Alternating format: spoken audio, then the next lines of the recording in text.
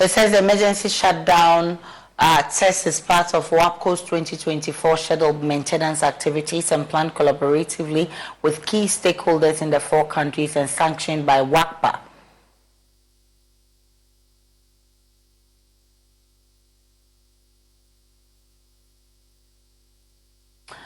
We'll get more from WAPCO in the coming days to explain to us whether this will affect power supply or its supply of gas to the power stations. But let's get to other stories. Former President John Dramani Mahama has thrown his support behind organized labor's call on the government to stop the value-added tax imposed on electricity consumption. The group gave government 7 days to fully erase its planned imposition of 15% VAT on electricity consumption or face a nationwide shutdown from organized labor. In its directive to the Electricity Company of Ghana, the Ghana Revenue Authority and other government agencies, Finance Minister Ken Ofori-Atta instructed that all power consumers above lifeline level must pay the new levy, which forms part of government's COVID recovery program. But even before the policy is rolled out, there is fierce resistance from all quarters. We'll hear from the former President Mahama shortly, but first listen to Trades Union Congress that is up in arms against the government, saying TUC members will not pay VAT on electricity consumption. Union leaders preparing to give a showdown to government. The Trades Union Congress, the umbrella body for all labor associations in Ghana, say they are unhappy about government's latest decision to impose a 15% value-added tax on energy consumers above lifeline levels. The Trades Union Congress says many of their members who are already overburdened with taxes will be slapped with additional charges after the imposition of this new levy. Dr. Anthony Yalba is Secretary General of the Trades Union Congress. It is worth noting that 30 kilowatts hour of electricity allows the lifeline customers to use only 3 LED bulbs, one electric iron, 1 television, and 1 fan. And I want to emphasize that this 30 kilowatt hour thing, lifeline, it was 50 since the early 90s. Then in 2022, PURC changed it from 50 to 30. They did it quietly. We note that since 2022, electricity tariffs have gone up by 73%. So in 2021, if you were paying 100 Ghana cedis, now that same customer is paying 173 Ghana cedis. But there's a caution to government, a threat of labor unrest if government fails to totally reverse the policy.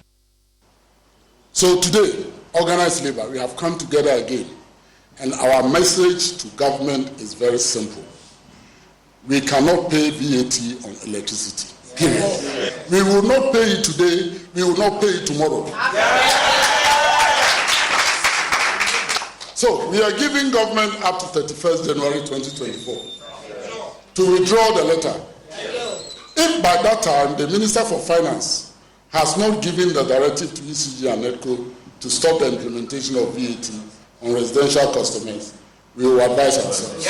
Solidarity forever for the union. Organized labor is up in arms against government, asking it to reverse the controversial 15% imposed on power consumers above lifeline level. A crunch meeting has just concluded here at the TUC Hall in Accra with a strong message to government to reverse the policy by the end of January or face thereof of the organized labor. We are not ready to pay this VAT. It is not about reduction. It is not about negotiating it down. It is just wrong. And government should withdraw it wholly. That's all. And that is why we have come together as organized labor, and we are calling on government to just remove that decision If we don't get it, we'll continue to communicate on our platforms, and the next actions that we need to take, we will take them. We are going all out, and I have indicated before in previous interviews during the DDEP that we are ready to grant this country and start afresh. We are ready to do that. We have sacrificed enough. Leonard Sogan reporting for Joy News, TEC Hall, Accra. Now, the 2024 flag bearer of the NDC and former President John Mahama is expressing concern that the implementation of the VAT on electricity consumption would further burden Ghanaians who are already suffering from economic hardship. Excerpts of a statement released shortly this morning reads, former President Mahama has thrown his support behind organized labor's call on government to stop the VAT imposed on electricity. Mahama emphasized that the move would increase tariffs by nearly 21% and have a ripple effect on the prices of goods, services, and transport fares. He's urging government to reverse its decision and provide relief to Ghanaians. He's criticizing the Akufo-Addo Bawumia government, stating Ghanaians will continue to suffer as long as they remain in office. And he's highlighting the need for responsible utilization of recently released $600 million by the IMF and urged outgoing government to exercise caution. The flag bearer is promising the NDC is eager and ready to address Ghana's economic challenges and provide substantial relief to Ghanaians upon assuming office in January 2025. He's also mentioned his vision to create well-paying jobs through a 24-hour economy policy and other initiatives. He's scheduled to begin a 3-day Build Ghana tour of the Ashanti region on Wednesday, which is today, to interact and listen to concerns of people in the region. We'll be bringing you more on that, the tour of Ashanti region for you. And meanwhile, the Electricity Company of Ghana says it is yet to commence the implementation of the VAT on electricity consumption. The company says it will need further clarification from the GRA on how to proceed with this implementation of the levy. Leila Abubakar is External Communications Manager for ECG. The value-added tax announcement that came into effect in January has appalled a lot of our customers. The truth of the matter is that we haven't started implementing it, even though that letter says that it should have been activated in January. The reason being, we still have to understand how to implement this tax. So we are having active conversations with the Ministry of Finance, with the Ghana Revenue Authority, and with other stakeholders who have also brought their concerns forward. So for now, there's no value-added tax as announced included in residential tariff or residential customers buying electricity. For now, it's still the old status quo. When you buy, there's no VAT added to residential customers buying bills. So are you equally engaging stakeholders to perhaps resolve some of inter-stakeholder challenges that may be affecting power supply across the country? We've maintained an active engagement with our stakeholders, who mostly comprise of the power generators, to have them on the same page with us in terms of payments. I think since last year, our revenue generation has increased, and we found a way of ring fencing or having an agreement with the IPPs to hold on to the legacy debts that we owe them. But we are very up to date with the current bills that come to our desk. We try as much as possible to pay off those debts so that they can also function as businesses. And for any other issues that might be within, yes, usually we have engagements with all the stakeholders that are in. Then your final comment on the VAT. Well, in a new twist of events, the Trade Union Congress Ghana is questioning why the Ministry of Lands and Natural Resources has advanced work on its policy to remove value-added tax on multinational mining companies operating in Ghana. The group argues a pledge was made by Sector Minister Samuel Abujinapo to the Ghana Chamber of Mines that the charges will be removed by close of the first quarter of this year. TUC says these resource-rich companies ought to be the ones paying more taxes, including VAT on electricity.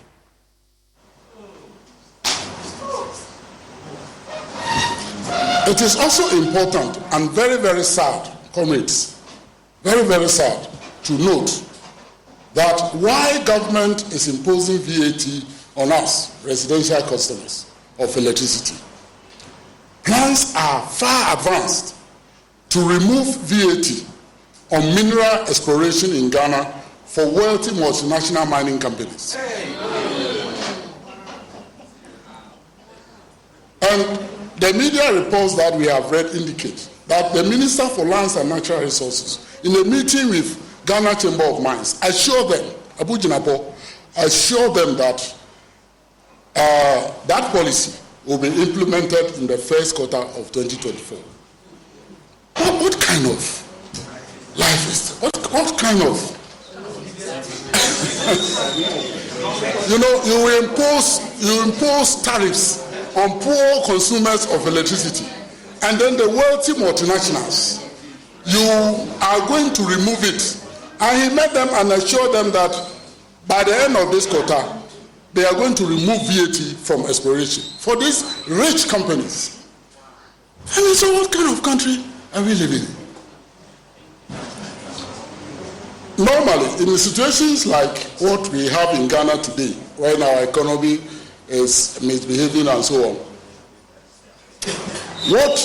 what happens normally is that our mineral resources, because those of you who have studied economics, minerals, gold and the rest, they are anti-cyclical.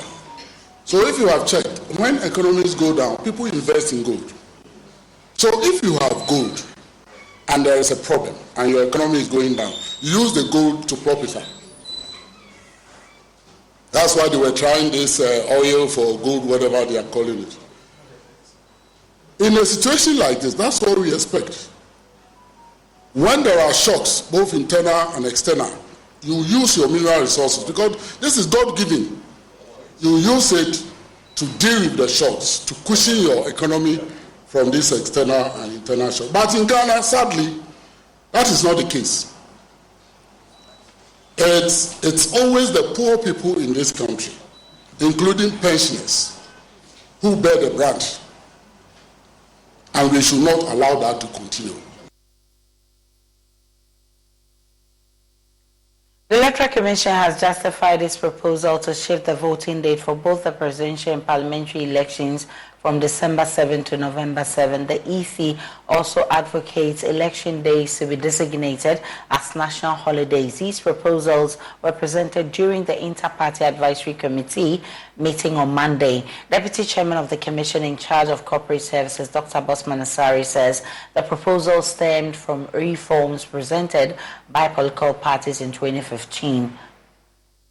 Actually, we discussed two things: changing the election date to a day possibly in November. Then, secondly, making the day of elections a public holiday. Those were the two main issues that were discussed yesterday. And the public holiday, was there an acceptance of that? Yes, because we made it clear to them that in 2020 we succeeded in making IPAC, and the Electoral Commission wrote to the Chief of Staff to work on making December 7, 2020 a public holiday. And we're able to have a very high voter turnout. We gave a reason that the time for the EC to work on organizing the elections within 3 weeks will be very, very tight. And beyond that, the time for the inauguration, you have a new government and an old government living office, the time will be too short. So we gave those reasons for why we think that what was adopted in 2015 will still be relevant in 2024. So we told the parties that it came from them, they should support, so that all of us work in tandem to ensure that we are able to change, have enough days in the event of a runoff, we'll be able to implement it successfully. There's more coming your way on this because we'll be gauging the mood of a political science lecturer on how this could impact on our elections and handing over, as well as swearing in our president come 2024 elections. But as campaigning heats up for the MPP parliamentary primaries in the Ashanti region, political scientist Dr. Amache Boateng has admonished delegates to critically scrutinize candidates. The Bantama and Shiaso and Tafo Pankrono are among constituencies blazing for the toughest contest on Saturday. Nana Boachi Adam has a spotlight on these constituencies where incumbent MPs are expected to face firm opposition.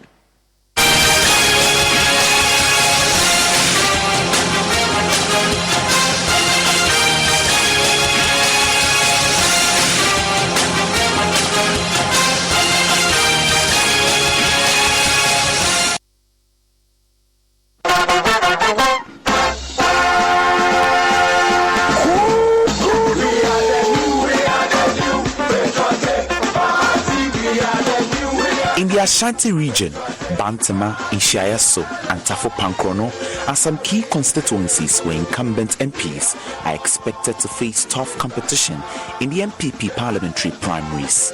The Bantama constituency has witnessed intensive internal contests where incumbent MPs lose after their first term in parliament.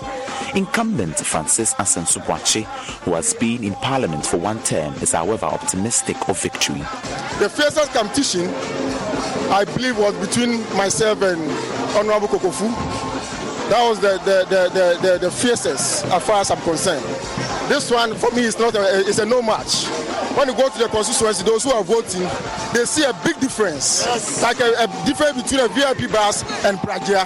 That is the difference. It's a no match. I don't see this as a competition at all. Because it will take a nation record to choose my opponent over me, given the unprecedented levels of development I've brought in Bantama against an opponent who has no record of active service to the party and to the competition. It will never happen in Bantama.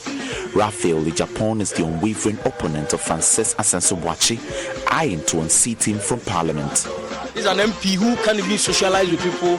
He's perceived to be arrogant, but now I agree with them because he talks as if he's, the chief of the world, calling himself VIP, and then me Aboboya, and then I'm visionless. Hey, excuse me. Confident of his victory, Raphael shared his vision for the constituency. Whatever I'm saying is genuine. I will not come to you, talk to you, and then just for the sake of asking you for your vote. I have a genuine heart for Bantama constituency, and I've been doing this over time. That's why you made mention of the fact that I have gained popularity over a short period. No, I have been in this constituency God knows when, the time I was born, and they know me. I interact with them. Anytime I'm out of Accra and I'm in Kumasi, I'm with Bantama people. They know what I've done for people who are seeking to get school fees to pay their tuition, medical fees, medical money for medicine and all that. A lot of them within the party. We've done series of legal works for the party. So the records are there for everybody to interact. Political scientist Dr. Amache Boateng says the Bantama constituency has become a hotspot for years. He believes the incumbent MP can possibly retain his seat. It's not necessarily a case of a support for a one-term member of parliament in Bantama, no. But the place has become like Congo DR, a battleground because of the size of the constituency. Asensubuachi has definitely done what he has to do. One would have expected that maybe Ochaman Boaji might have come back if he were to be with us and possibly offer him a challenge. That would have been something of a challenge. At the Tafo Pankrono constituency, incumbent MP Vincent Ekowasifua will battle it out with Sewa Donko after the two locked horns in the 2020 The shoes that I met was a very big shoe. That is the shoe of Dr. Anthony Akoto said. The question, or the big question always was that, how are we going to get someone to be able to fill in that shoes? And I have no doubt in my mind that within 3 years, I have been able to achieve a lot for the people of Otavo constituency today. But Sewa Donko believes she's the best for the job. Tafo Pankrono Development Fund Foundation yede ekwako peska edim punto abakroyimu yesuku sem ye hospital ya yaresem se impunto ebekoso wa ha eno na ye hwe na ya babeka. After a failed court injunction, the Ishiayaso constituency will be part of Saturday's primaries. Incumbent MP Dr. Stephen Amwa will face a former MP and DCE for Asokore Bampong, Kennedy Kankam. Dr. Amwa is confident of winning because he claims his opponent contributed less to the party's progress after losing the primary in 2020. For the past 3 years, nobody has supported MPP in Ishiayaso to the best of my knowledge. Any local activity I pay for. No one. When I lost election, I supported them. I supported my predecessor. Campaign, everything. I was paying money, funerals, even the constituency's activity I paid for. But for 3 years, nobody, even my predecessor, lives in the same area with me. he was very fortunate to have gotten MC's position, which is just here, Swansea and Shea, so they are the same. Just recently, we just divided them. Not even a funeral activity he supported them. I've been paying everything, the constituency they know. Meanwhile, Kennedy Kankam has begun his intensive campaign dubbed Sankofa. Dr. Amache Boateng cautioned the delegates against voting for candidates who may not help transform their constituencies. In democracies, the core issue that democracies simply bring about, selecting the right caliber of people to represent, the citizens in parliament, in various positions of responsibility. If in doing that, you take money, and on the basis of that, vote for somebody, on the basis of that, select somebody. That is it. For JoyNews, Nana Boachita Kwayadom, Kumasi.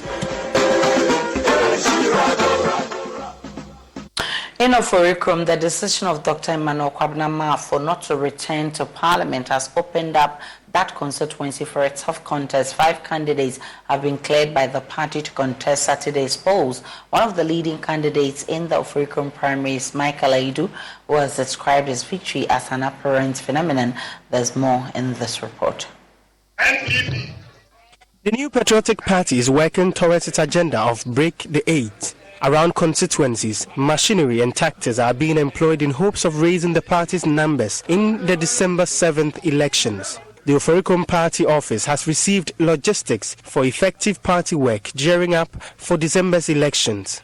A candidate in the Oforikrom parliamentary primary, Michael Aidu, has distributed 22 motorcycles to the 22 polling stations of the constituency. He says the gesture is to cement his obligations as a candidate seeking to represent the Oforikrom constituency. When it comes to elections, you need logistics to move around.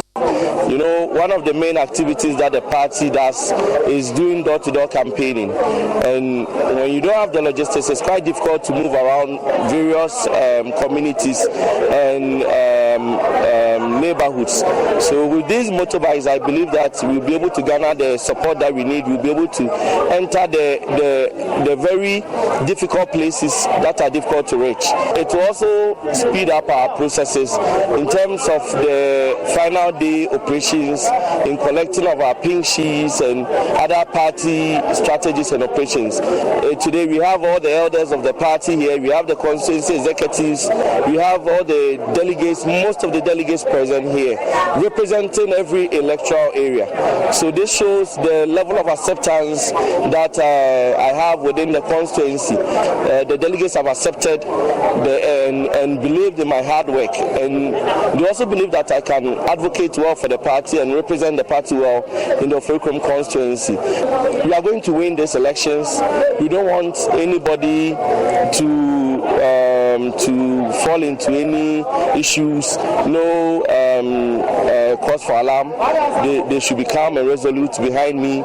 27, they should go march peacefully. The Oforikrom NPP constituency chairman Anthony Amankwa says breaking the 8 should be the ultimate goal of candidates going into the primaries. We are very serious and we are working hard to win 2024 election because it's going to be a history. You will be more grateful if other candidates will also follow same and do the same thing for our party, because in politics it's about numbers in terms of people who are going to work for the party, and in terms of logistics, in terms of everything, it's about numbers. If you have the logistics in abundance, then you will be able to plan well towards the election. So you'll be grateful if other candidates will also do the same for the party.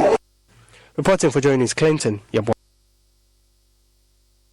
We can go back to our story on the Electoral Commission justifying its proposal to shift voting date for both the presidential and parliamentary elections from December 7 to November 7. The EC also advocates election days to be designated as national holidays. These proposals were presented during the Inter-Party Advisory Committee, IPAC, on Monday. Deputy Chairman of the Commission in charge of Corporate Services, Dr. Bosman Asari, says the proposals stemmed from reforms presented by the political parties in 2015 have been joined by senior lecturer at the Political Science Department of the University of Ghana, Dr. Asa Asante, for a conversation on this. Doc, I'm grateful for your time. First, what's your stance on the proposal for change in dates from December 7 to November 7? Is it safe? Oh, I think there's nothing wrong with it. Once it's a proposal that is coming from the stakeholders, it shouldn't be difficult for us to accept, because by the time they propose, they have done all the groundwork. So they are convinced that that period is safe and it can support our cause. Now, there's another proposal for the day to be declared a holiday. Already there are concerns of too many holidays. I mean, why should the voting day be made a holiday? That's where I have a difficulty, because, you can, over the years, we have been voting without a holiday. So why do you want to dedicate that day solely for voting without doing any business of government? I think it affects our productivity. And for me, we are getting too many holidays, and it doesn't support the cause of a country that wants to build capacity. And we move on in this globalized world. So I think that, yes, the first proposal is okay. You want to change the date and then put it in November. Well, but for a holiday, I think I have my different view. But of course, will this have any effect on the political parties, the activities? And I'm coming back to the change of the December date to November. Have we ever had cause to complain that the December 7 is not effective enough? I don't know the reason behind that, the selection of that date. They said it will give them ample time for the swearing in and handing over and all of that. But I'm saying, have we had cause to complain about, those things? It's been December all these years. Yeah, sometimes we have no complaint, but there's a problem there. The good news is that the true parties who are at the forefront of this discussion and support with the electoral commission, they have experienced these things because they've been in government by handing over from one government to another and all that. They think there is always a difficulty there. So if this will bridge the gap for them, why not? Why not? It will not affect anything. I believe once the stakeholders have identified as problematic and they want to deal with it, I think it's fine. There is nothing wrong with that. Yes, but declaring it as a holiday is where I have a difficulty, because we have done it over the years without holiday, and we move on. With the myriad of challenges pointed at the EC, recently the former EC chair, Afarijan, listed a number of issues that the Electoral Commission should deal with. You think this should be a priority? Oh, it's one of the issues that are on the table for a very long time. So if they want to deal with it, fine. There's nothing wrong they looking at issues and trying to deal with them in terms of what reform. But what we are saying is that it's not everything that needs to be reformed. For instance, the issue of absence of indelible ink.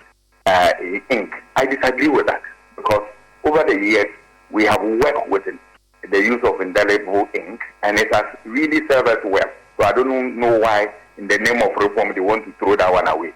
That one poses a great danger for us if we don't handle it well. And elections are not something we want to toy with at all.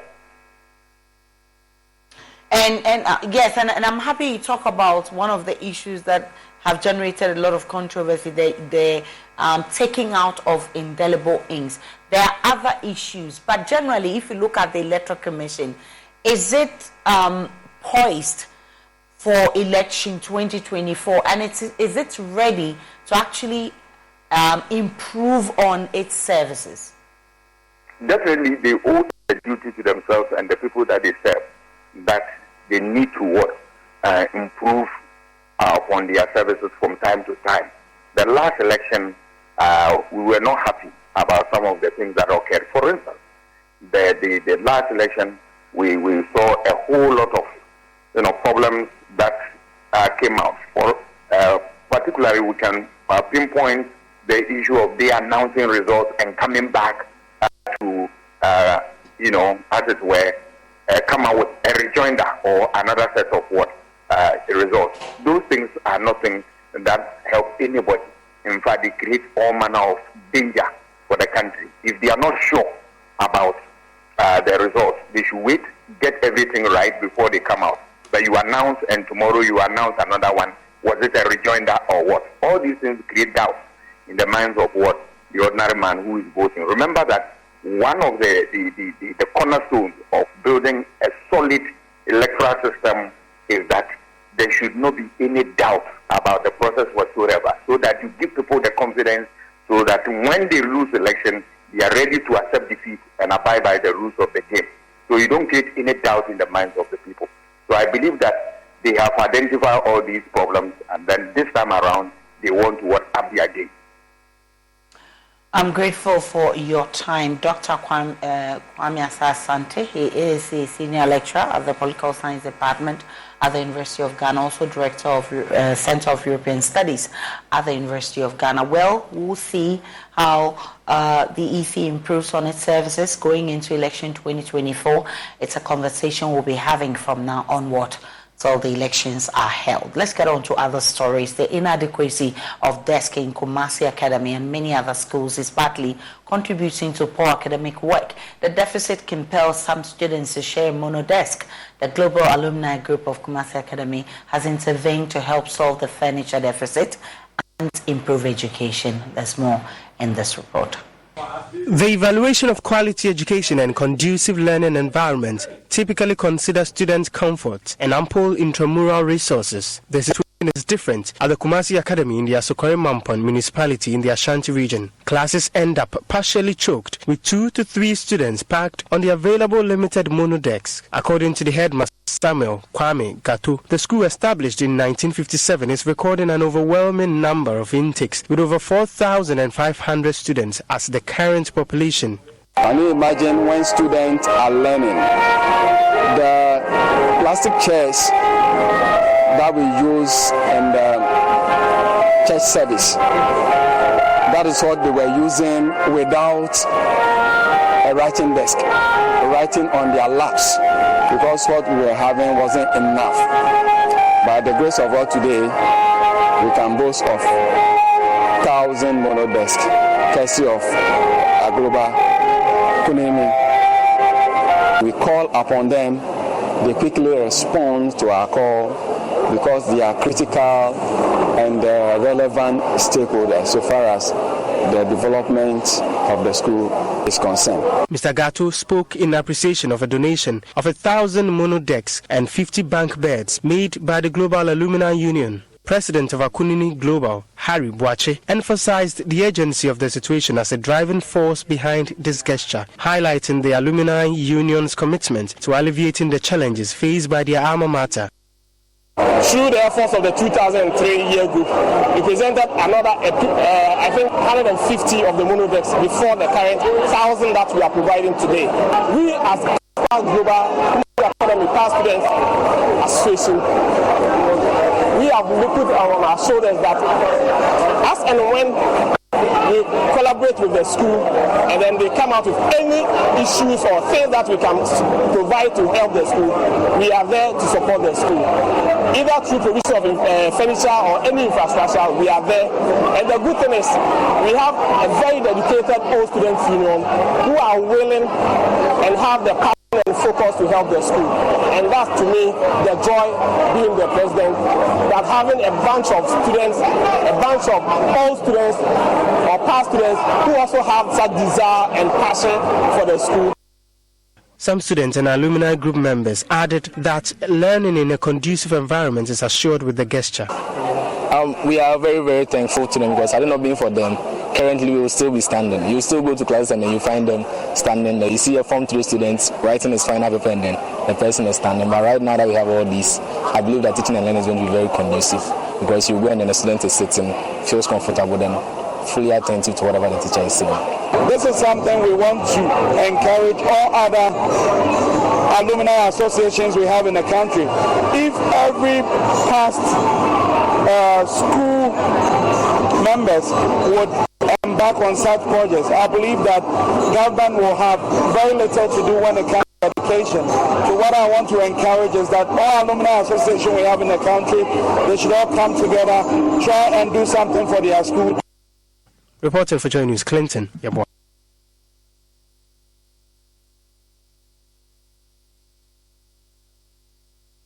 Residents of Seprepo in the Bon Katamansa municipality are resisting planned construction and operation of a filling station in their community. The residents deem the siting of the facility as a danger to safety and security in the area, with reference to the June 3 fire and flood disaster.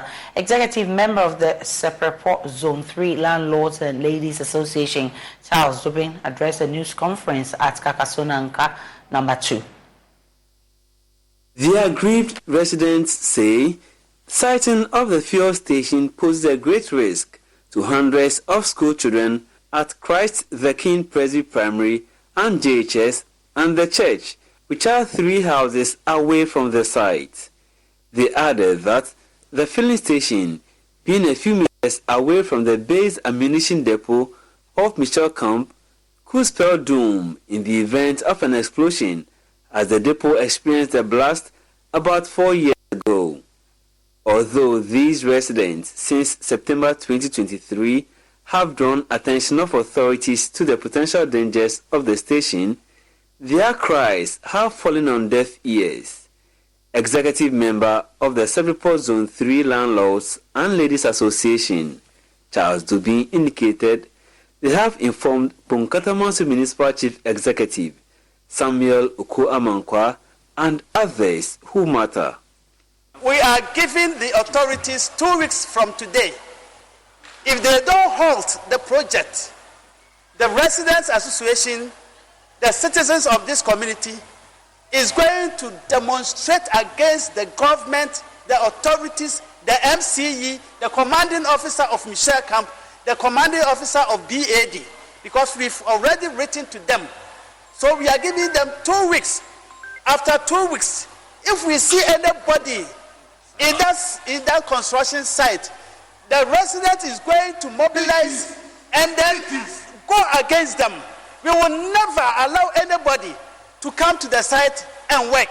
Assembly member for the area, Prince Jacob Ajavo, shares his frustration in getting the Ponkatamansu Municipal Assembly to act. So at a point in time, the complaint came up. There's a filling station going on here. We took time to confirm that. We sent this complaint to the committee in assembly with security and justice with a report. At our very last general meeting in assembly before the year ended, this issue came up. About 100 teams made up of junior high pupils have today exhibited their prototype projects aimed at addressing societal problems. This forms part of the Ghana Science Technology Explorer Prize GSEP Challenge, which aims at developing the interests of young people in STEM education. Let's cross over to the Accra International Conference Center, where Shola Adeyemi is there for more.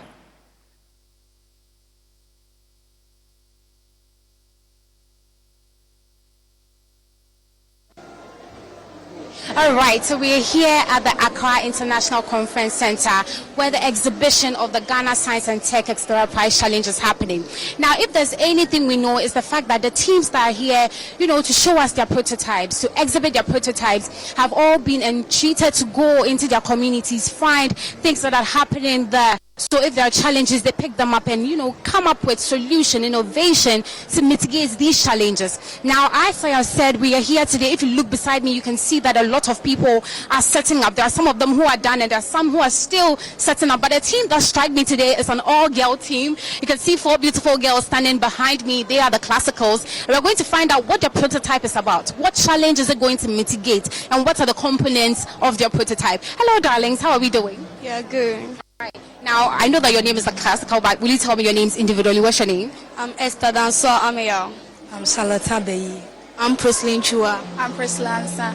And I'm Lois. After we finish, I'm going home with all of you. But yes, I want to know what is the name of this prototype that I can see here? TC Air Purifier. What is the TC Air Purifier? Tell me more about it. So please, the TC Air Purifier works by drawing on clean air to pass through its medium. It contains a UV sterilizer which deactivates microbacteria present in the air, and also contains a filter and a cotton wool which trap the solid particles in the air. And we also have the activated charcoal which also prevents odor and also smoke. So this device, our device is different from other models because many air purifiers can be placed in rooms, but our purifier can be placed in rooms and also in the entrance of the room, so that it purifies the air before it gets into the room. So meaning they are trying to tell us that when we have these air purifiers in the room, we won't be coughing anymore, right? Yes. So yes, this and more is what is happening here. I told you that if you look around, you see that people are setting up. People to my left are already setting up here. We have a lot of teams who are also setting up. But another team has caught my attention. I'm going to be speaking to them shortly. They are the Sharks. Hello. Hello, guys. How are we doing? Yes, we are fine. All right. Now, from behind, I could see your prototype and it's hit me, it caught my attention. So tell me, what is the name of this prototype? And as I said earlier, that these prototypes are, used to solve societal challenges. So what societal challenge are you using this prototype to solve? Okay. Please, just solving the communication barriers between two or more people.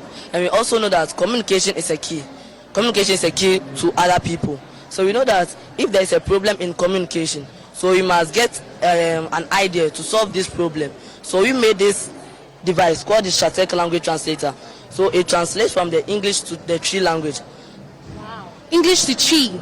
So no matter the English I speak, it will take it into Tree? No, but for now, it's a model.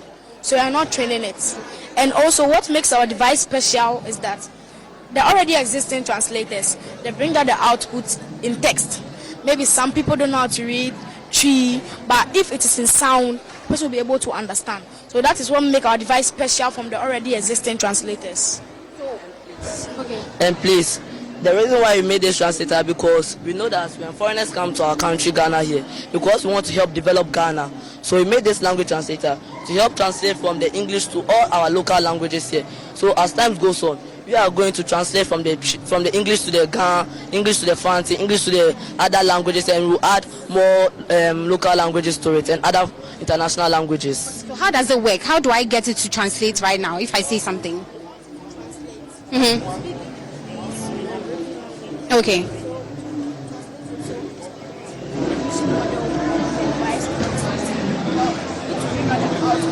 Wow. Language.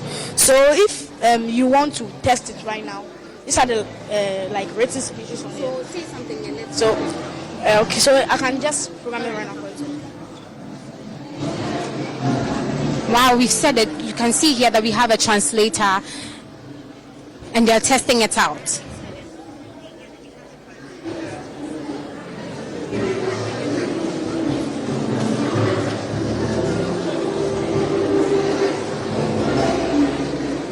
So right now, what are you doing?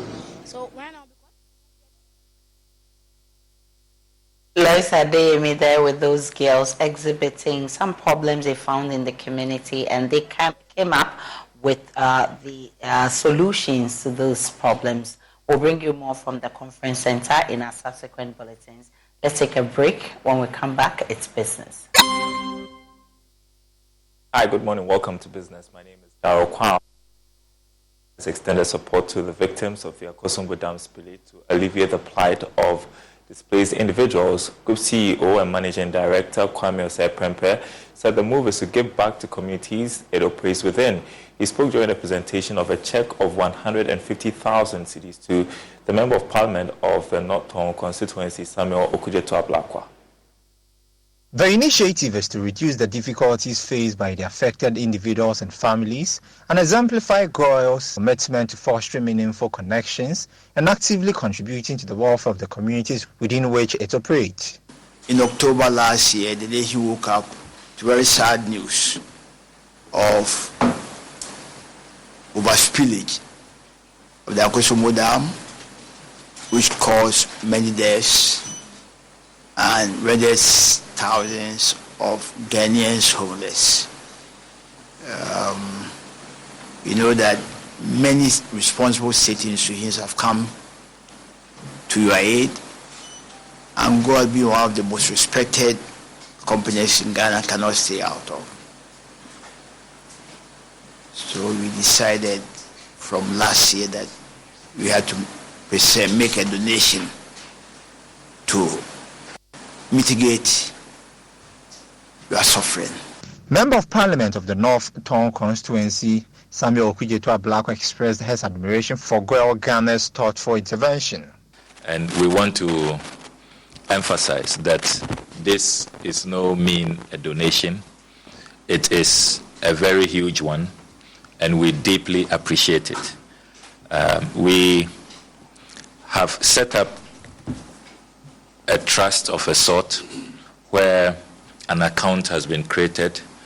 The chiefs, and then we appointed Professor Emmanuel Neche Afedo, who is very good at disaster management. He is chairing the trust we call the Accountability Elders Council. So we want to assure you that this check will be paid into that fund, and it is administered very transparently. All our chiefs are part of the process, the deliberations, and they decide on how it should be administered. Now, the World Bank Board has approved $300 million to help support some budgetary projects and stabilize the economy. The support, which comes under the Development Policy Operation, is expected to help Ghana's economic recovery and finance some projects identified in the budget. George Afi has more. The World Bank Board says this is the first of several support that will be advanced to Ghana to aid in the recovery of the economy. This $300 million should also go a long way to help restore fiscal sustainability, improve energy sector financing in the country. The World Bank, by this support, is also looking at how domestic revenue can be improved, as well as controlling expenditure. The bank also was the view that it should help in restoring fiscal and debt sustainability that would help in curbing inflation in the country. The disbursement follows Ghana's passing of the first review under the IMF program last Friday by the executive board of the fund. The development should mean that almost $1 billion should hit government of Ghana's accounts at the Bank of Ghana before the end of this month. That is more than $600 million from the IMF, and then there's $300 million from the World Bank Group. Joy Business also understands that other donor partners are expected to meet in the coming weeks and approve some additional financing for Ghana to help stabilize the economy. That's it for business. I shall be back to wrap up. Stay with us.